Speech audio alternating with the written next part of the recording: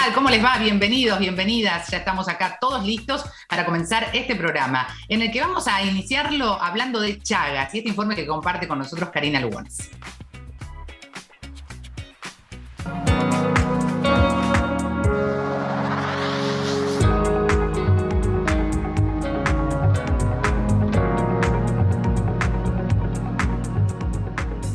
El Instituto Nacional de Parasitología es referente de Chagas en nuestro país. Actualmente es laboratorio nacional y regional de referencia para la Organización Mundial de la Salud.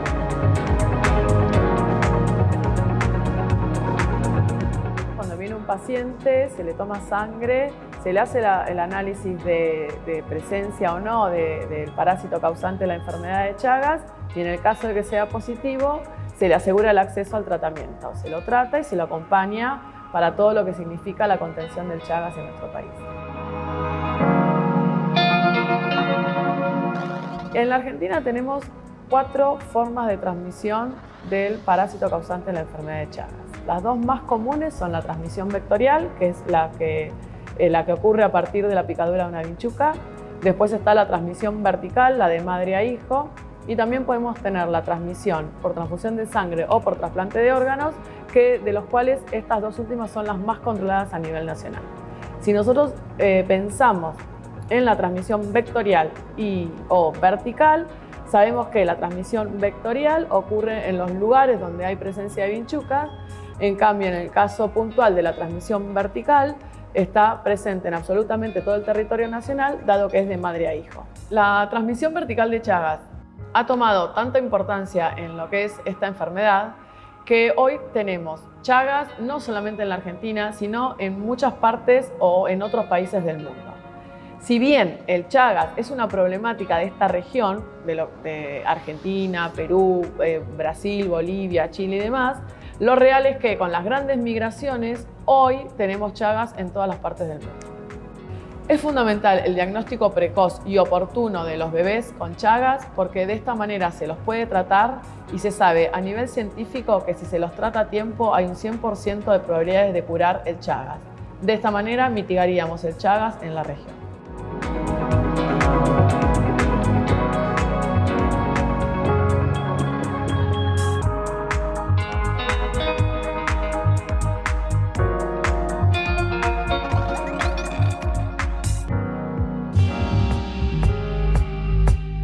Muy buenos días, en el programa de hoy queremos darte 3 estrategias concretas para empezar a incorporar más frutas en tu alimentación. Sabemos que en la Argentina consumimos muy poca cantidad de fruta y esto es un problema para nuestra salud. Entonces por eso vamos a compartirte estas 3 herramientas para que empieces a incorporarlas. Lo primero que podemos hacer es empezar a plantearnos un objetivo diario de cantidad de frutas que queremos consumir. Por ejemplo, si queremos consumir 3 frutas por día, sabemos que necesitamos hacer una planificación de una compra de 21 unidades para toda esa semana. Si te pasa que en general te olvidas de consumir las frutas a lo largo del día, acá tengo otra clave para vos. Lo que podemos hacer en estos casos es comenzar nuestro día consumiendo estos alimentos. Por ejemplo, aprovechar el desayuno para incorporar en esta comida 2 o 3 unidades de frutas. Y de esta manera ya vamos a tener resuelta la ingesta de frutas de todo ese día. Y la tercera clave es empezar a consumir alimentos en preparaciones que resulten fácil de incorporarlas. Como por ejemplo los licuados. Cuando consumimos licuados estamos consumiendo toda la fibra del alimento. En cambio, si por ejemplo tomamos un jugo exprimido de una naranja, acá estamos perdiendo toda la fibra de ese alimento, la fibra que se encuentra en la pulpa. Por lo cual la recomendación es que siempre que puedas uses los licuados como una estrategia para preservar más los nutrientes de estos alimentos. Recordá que las frutas tienen un montón de vitaminas, de minerales y de fibra que son esenciales en nuestra alimentación. Espero que todas estas herramientas les haya servido para empezar a incorporar estos alimentos y que tengan un hermoso día. Les mando un abrazo grande.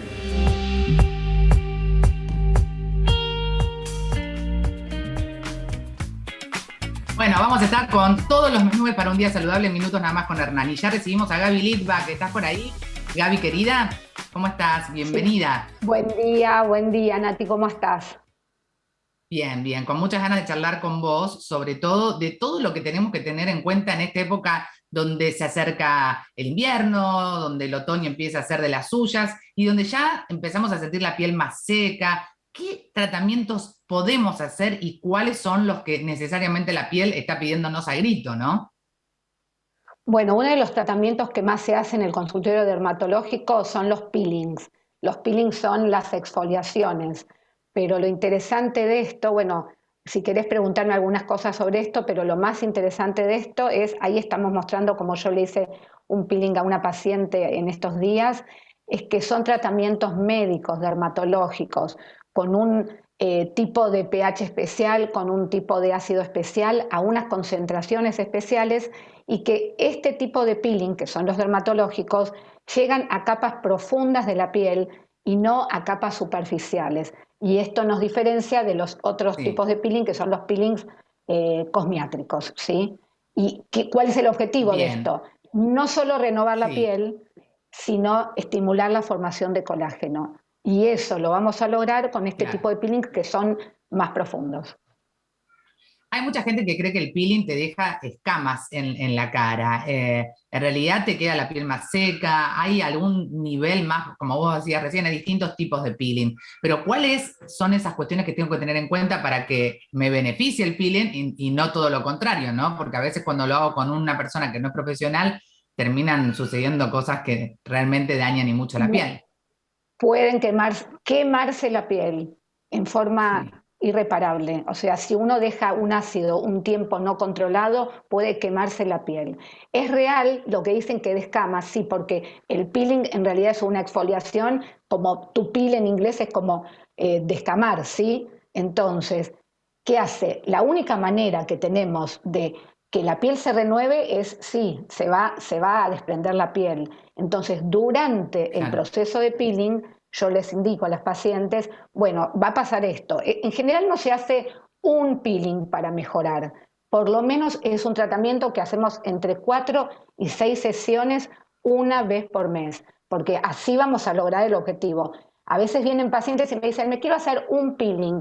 Y la verdad es que con un peeling no vamos a lograr muchas cosas, son varias sesiones. Y les explico a las pacientes que después del peeling, ¿qué va a pasar? Y bueno, va a pasar esto, a las 48 horas se va a empezar a secar la piel, va a empezar a sentirse tirante la cara y vas a empezar de a poco con esa exfoliación suave. A veces son exfoliaciones suaves y a veces son, digamos, desprendimientos de piel que necesitan hasta quedarse en casa. Todo esto acordado con el paciente, porque ahí yo quiero acordar con el paciente si va a poder no trabajar y le puedo hacer un peeling más profundo o no. Bueno, eso depende de cada paciente, de cada patología, de cada ¿A qué edad se sugiere hacerlo? Digo, una joven adolescente que a veces tiene acné o que, viste, a veces tenés las caras que están realmente muy dañadas por otras cuestiones, ¿es conveniente hacer un peeling? Sí, en los chicos adolescentes, peelings para acné hay y hay muy buenos. Y la verdad es que tienen, en general los que preparamos también, vuelvo a decir, los médicos, porque tenemos, digamos, estamos autorizados para hacerlo, diferentes medicamentos que bajan la inflamación. Así que cuando están en tratamiento y de repente están con medicación tópica, con cremas para el acné, aparte les indicamos peelings y eso ayuda mucho a verse mejor y a mejorar la piel realmente. Claro, no es que me pongo una cremita y ya está. Hay que tener en cuenta un montón de otras cuestiones, por eso es muy importante consultar en un profesional, no hacerlo en cualquier lugar. ¿Por qué el invierno es la mejor estación habitualmente para hacer este tipo de tratamientos, Gaby? Y nosotros recomendamos el invierno porque el sol no está tan fuerte. Eso no significa que no tienen que usar protector solar, pero realmente en verano el sol está muy fuerte y como nosotros estamos renovando capas de piel, que las capas nuevas no se manchen, no se inflamen, no se irritan. ¿Ves? Ahí en el video muestro cómo pongo el ácido, que es muy interesante que vean cómo se hace. Sí. Y el ventilador de la paciente que debe arder un poco ese ácido. Fundamental. ¿No? Arde y mucho, o sea, es un procedimiento médico. Arde, después se pone un gel descongestivo que también debe estar ahí en el video, que está buenísimo, que es la parte linda del peeling. Bien, buenísimo. Vamos a una o dos preguntitas a ver si entramos, porque bueno, la gente nos está llegando, consultando y le pueden seguir a Gabriela en @DRA Lidback, la hora la vamos a poner en el Zócalo. Marta de Neuquén dice, yo tengo un poco de rosácea ¿Me conviene hacer algunos de estos tratamientos? Mira, un poco de rosácea es difícil que yo evalúe. En general las pieles con rosácea pueden reaccionar más al peeling, pero no quiere decir que no se hagan, porque hay ácidos Bien. específicos para hacer, que le van a mejorar un montón. No la rosácea eritematosa, no van a mejorar esa rosácea, van a mejorar la Bueno, textura de la piel en general. bien, vamos a la próxima pregunta, a ver si podemos, que entren. Mónica de la Plata, ¿el peeling me sacará las manchitas de la cara? Como siempre, depende qué manchas, porque todas las manchas no son Claro, iguales, pero sí, las manchas que están a nivel más superficial las suaviza y mucho. Y además los dermatólogos lo que bien. hacemos es topicarlos con un ácido más fuerte en cada manchita para que aparte salgan esas manchas. Hay otros tratamientos también, otro día vamos a hablar de las manchas, que hay un montón de opciones también para hacer y Hay, para también en invierno, es un buen momento. hay muchas opciones, pero lo más importante, como siempre te recalco, es el diagnóstico, porque no es me compro una crema para las Absolutamente. manchas en el supermercado, No, porque a lo mejor esa mancha es un melanoma, entonces hay que consultar. claro.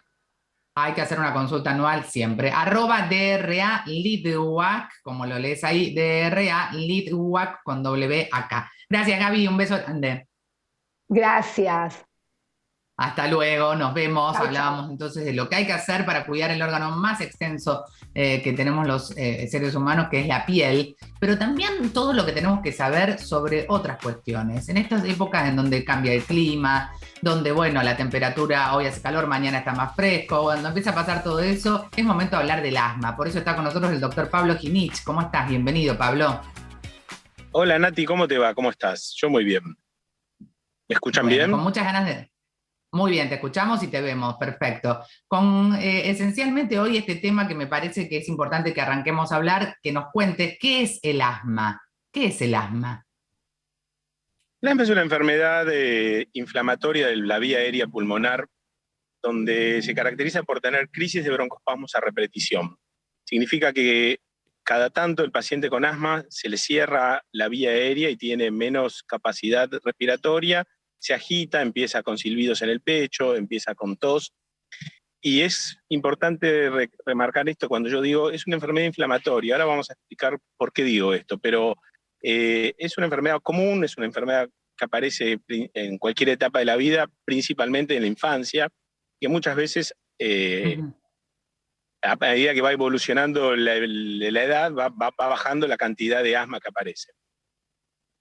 Bien, perfecto. Tenemos preguntas porque es el consultorio. Yo Dale. arranqué con esta primera pregunta, pero las preguntas de nuestros televidentes que siempre están ahí son Mm. las siguientes. ¿Qué es el asma? Ya lo respondimos, que era la pregunta que también compartía Roxana. Nadia de Lomas pregunta, ¿es lo mismo asma que broncoespasmo o bronquitis espasmódica? Mira, el broncoespasmo, en palabras fáciles, es que se cierra la vía respiratoria y cuando se cierra la vía respiratoria, uno respira peor. Asma y broncoespasmo no es lo mismo, pero los pacientes asmáticos siempre tienen broncoespasmo. Y bronquitis espasmódica es un término que yo trataría de no usar, es una manera de decirle a un paciente que tiene asma, cuando los médicos no nos animamos a decirle a un paciente, señor, tiene asma, muchos médicos lo llaman bronquitis espasmódica. Para mí es un término que deberíamos sacarlo del diccionario, no sirve para definir nada y confunde al paciente. Siempre es importante cuando hay un diagnóstico médico saber de qué uno trata para poder tratarlo de esa manera, porque si yo no puedo definir al paciente que tiene asma, es muy difícil tratarlo. El tema es que muchas Claro, veces es muy difícil. el diagnóstico es difícil y no siempre se hace fácil el diagnóstico de asma, pero el término bronquitis espasmódica yo trataría de sacarlo del diccionario, si no es Bien, para mí un término que clarísimo. sirva para nada. Bárbaro. Vamos a la próxima pregunta. En este caso, Andrea de San Isidro dice, ¿a qué edad se inicia? ¿Es más común en invierno? Sí, es más común en invierno, generalmente el clima frío, los cambios climáticos, como vos decías recién, generan más broncoespasmos en las personas que están predispuestas a tener asma, sí.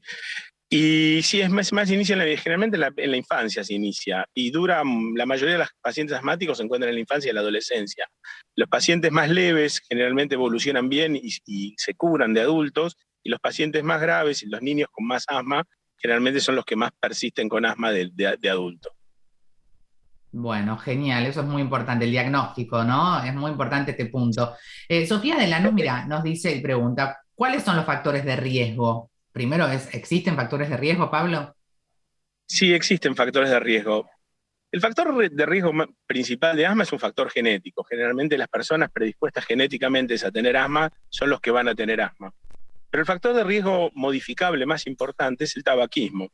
Se puede decir que la causa principal de asma en los niños es el tabaquismo pasivo. Y eso es un concepto muy importante a remarcar. Si uno lograse evitar el tabaquismo pasivo, muchas personas dejarían de ser, muchos niños dejarían de ser asmáticos. Con lo cual ese es un mensaje que yo quiero llevar a las casas de la gente, que si hay tabaquismo es muy importante suspenderlo adelante de los niños, porque les hace mal. Bien. La próxima pregunta de Mariel de Corrientes y dice, ¿es una enfermedad que se agrava? ¿Cómo evoluciona? El asma es una enfermedad dinámica. Hay personas que evolucionan toda la vida en asma leve, hay personas que empiezan en asma leve y después van a asma grave, y hay personas con asma grave que se vuelven asmáticos leves o asmáticos intermitentes. El asma es dinámico, va cambiando, y por eso es muy importante tener el asma controlada, que eso habla de evitar el broncoespasmo. Una cosa muy importante en los asmáticos es evitar que los pacientes hagan síntomas. Eso, yo cuando empezaba la charla preguntaban qué es el asma, yo decía, el asma es una enfermedad inflamatoria y esa inflamación genera broncoespasmo, y cuando uno controla el broncoespasmo genera inflamación. Por eso es muy importante desinflamar el pulmón de la persona asmática para tratarlo. Claro, claro, tal cual. Sí, sin dudas. Bueno, vamos a la próxima pregunta. Marina de San Luis dice, ¿hacen falta estudios para diagnosticarla? Porque a lo mejor tenés un nene, una nena que hace muchos broncoespasmos al año, o te dicen eso que dijiste anteriormente, no es asmático, vamos a ver, tiene principio de asma. Mira, yo soy un médico que trabajo en un hospital de alta derivación, trabajo en un hospital central, con lo cual a mí me es fácil hacer diagnóstico de asma utilizando estudios. Pero el asma es una enfermedad que se puede hacer diagnósticos con un buen interrogatorio y un examen físico, y uno está autorizado a tratar pacientes aún sin haberle hecho una espirometría. Lo que se hace es un estudio que se llama espirometría, pero no es accesible a todo el país, y no todos los centros médicos del país tienen acceso, no todas las personas del país tienen acceso a un espirómetro. Entonces, con lo cual digo, sí es una enfermedad que se puede tratar aún sin haber hecho una espirometría. Si uno trabaja en un lugar donde, como trabajo yo, donde puedo hacer una espirometría, claro que la voy a hacer. Pero el asma se puede hacer clínicamente, es un diagnóstico clínico que se hace claramente con un buen interrogatorio y un examen físico. Y uno está autorizado a tratar un paciente directamente. Claro. Marina, que haga la consulta y que se quede tranquila, que seguramente si tiene la posibilidad de hacer estudios lo harán, y si no, podrá tener un diagnóstico también. Analía de Misiones. Tranquilamente, sí. Buenísimo. Analía de Misiones dice, ¿en qué consiste el tratamiento? Viste que hay buenísima la pregunta, Analía, porque hay mucha gente que usa PAF constantemente. Toma el PAF, ahí lo vemos en imágenes. ¿Ese es el tratamiento? Bueno, es buenísima la pregunta. La verdad, hoy el asma es una enfermedad que, como yo decía, es muy importante evitar el broncoespasmo, ¿sí? Y es lo que llamamos a los pacientes, los mantenemos controlados. Cuanto menos broncoespasmo tenga un paciente, mejor. Pero hay dos maneras de evitar el broncoespasmo. Una es revirtiéndolo con alguna medicación broncodilatadora, y este es uno de los errores más grandes que hace la gente, que solamente usa medicación broncodilatadora, quiere decir, medicación que abre el pulmón, y no usa la medicación antiinflamatoria, que es la que evita que se forme el broncoespasmo. Entonces, nosotros trabajamos los médicos en dos conceptos, uno que se llama control y rescate. Mantenemos a los pacientes controlados sin asma, para cuando llegan al episodio de asma, les damos un broncodilatador. Pero siempre recuerden, no hay que usar broncodilatadores solos, y ese es el error más común que usa la gente en los tratamientos. Clásicamente la gente se broncodilata, pero no se desinflama el pulmón, y al no desinflamarse el pulmón, vuelven a tener broncoespasmos. Entonces, es muy importante mantener al paciente controlado y rescatarlo en el momento de la crisis mediante algún broncodilatador. Y que se usan juntos. Básicamente, hasta una... el PAF todo el tiempo no serviría entonces, Pablo. Sirve usarlo en el momento de rescate, PAF, ¿no? Depende de lo que tenga el PAF. El problema es que hoy en día no todos los PAF tienen lo mismo. Hay algunos PAF que tienen corticoides y broncodilatadores, y hay algunos PAF que tienen solamente broncodilatadores. Lo que yo puedo decir hoy, y esto es lo más moderno que salió publicado en asma, que hoy en día no se debería tratar solamente con broncodilatadores el asma. El asma hay que tratarlo siempre al mismo tiempo desinflamatorio, que son los corticoides inhalatorios, y el broncodilatador. Y no hay que pelearse contra los síntomas, porque cuando un paciente está con síntomas de asma, significa que tiene cerradas las vías aéreas pulmonares. Ese paciente se le está inflamando el pulmón porque están cerrados los bronquios, entonces hay que abrirlo con algo. Y ahí se pone un PAF con un broncodilatador asociado a un corticoide inhalatorio. Ese es el tratamiento más moderno actual del asma. Bien, clarísimo. DR Pablo Ginich es el Instagram donde lo podés encontrar a Pablo. DR Pablo Ginich. Es una vía absolutamente cercana y sobre todo para cuando surgen estas dudas. Muchas preguntas nos quedaron afuera, así que seguramente vamos a repetir el tema asma, que no es un tema solo estacional, sino que es algo, como dijiste vos, que tenemos que diagnosticar oportunamente para tener un tratamiento apropiado. Gracias. Te mando un abrazo, Pablo. Gracias a vos. Un abrazo, y hablábamos Nati, suerte. recién...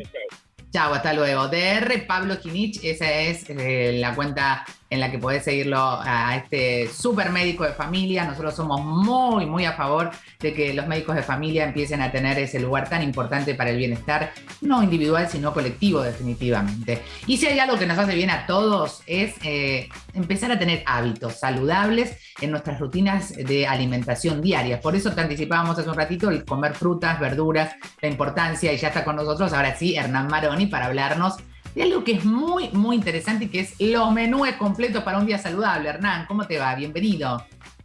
Nati, buen día. Una pregunta que surge todo el tiempo. ¿Qué es lo que podemos comer desde que nos despertamos hasta que nos vamos a dormir? Así que bueno, preparamos esto. No solo una pregunta, sino también un desafío, porque a veces se nos acaba la creatividad, Hernán. Esa es la verdad. Exactamente.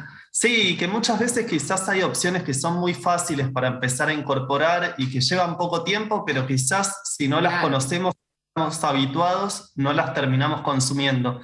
Así que seleccionamos varias recetas prácticas que incluso las podemos tener frisadas para ir sumando. Como vos, que claro, siempre no sos amigo del freezer. Arrancamos con el desayuno, ¿te parece? Por ejemplo, vamos ahora con estás eso, en casa Nati. y alguien se pregunta, ¿qué desayuno para tener un desayuno saludable?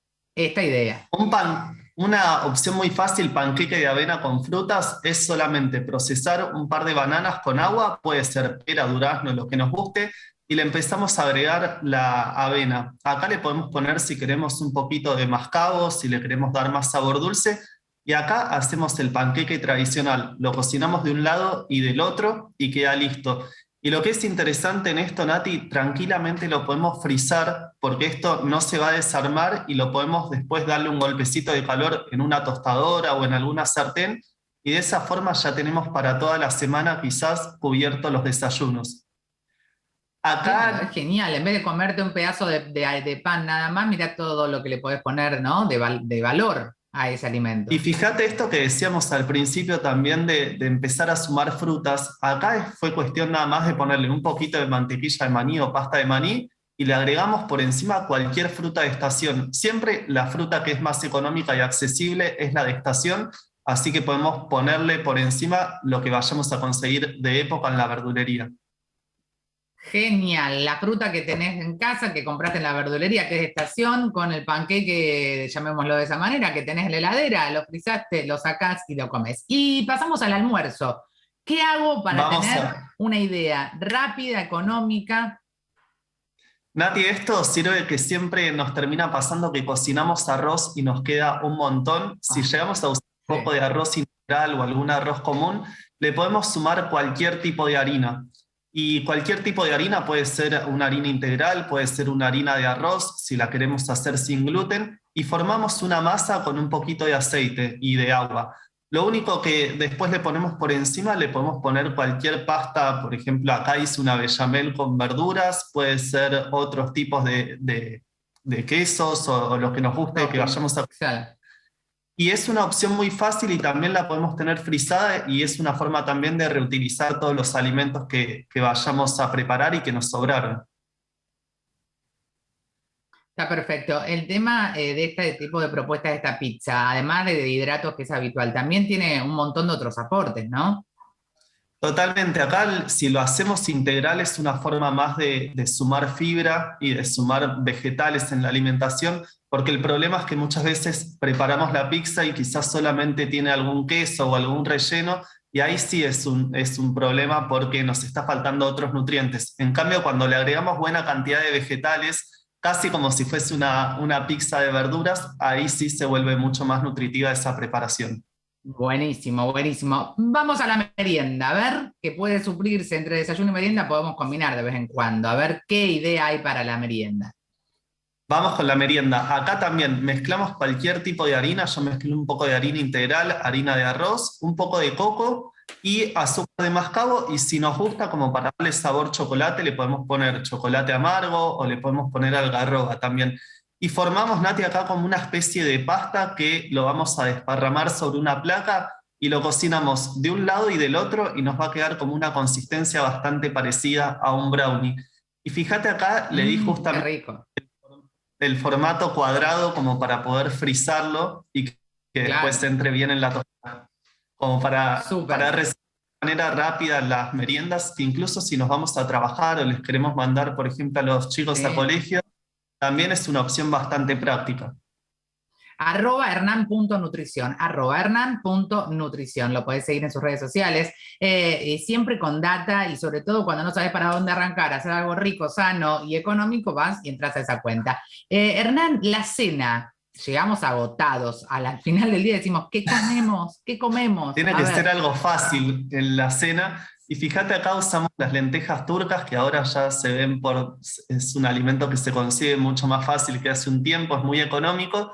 Y lo que hacemos es hidratar durante un par de horas las lentejas turcas y después de esto las vamos a procesar. Le podemos poner un poquito de fécula de maíz y agua como para que se forme una pasta. Y acá también vamos a aprovechar y vamos a hacer panqueques también, que estos panqueques los podemos usar como si fuesen las tapas, los discos que conocemos con los que se hacen los tacos, pero los vamos a rellenar también con muchas verduras diferentes y nos van a quedar estos tacos de lentejas turcas que son muy proteicos también. Claro, súper proteico, muy bueno, súper fácil. Mira, lo podés rellenar con lo que quieras, con lo que quieras. Y lo veo que es muy flexible. Tenemos preguntas que llegan para vos. Hernán.nutrición, te las comparto. Carlos de Entre Ríos dice, yo desayuno con café con leche y tostadas con manteca. ¿Es saludable?